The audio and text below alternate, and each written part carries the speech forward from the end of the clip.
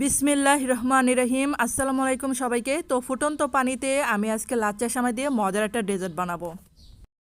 এখানে 1.5 কাপ পানি দিয়েছিলাম, তারপর একটা প্যাকেটের হাফ প্যাকেট দিয়েছিলাম সেমাই, আর এখানে যে 1 চা চামচ দিলাম ঘি, তারপর কয়েকটা দারচিনি এলাচ দিলাম।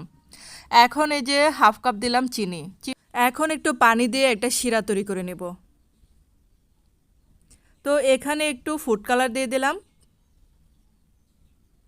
এখন এই যে কিছুটা বাদাম কুচি দিয়ে দিলাম, আর এই যে সিদ্ধ করা সেমাইটা দিয়ে দিব এখন। তো কিছুক্ষণ নাড়াচাড়া করে এখন এই যে হাফ কাপ দিলাম গুঁড়া দুধ।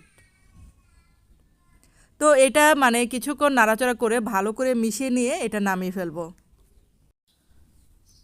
তো এটা অনবরত নেড়ে ভালো করে মিশে গেলেই এটা হয়ে গেল এটা। তো এখন নামিয়ে ফেলেছি, তারপর উপরে দিয়ে কিছু বাদাম কুচি দিয়ে দিলাম। ধন্যবাদ সবাইকে।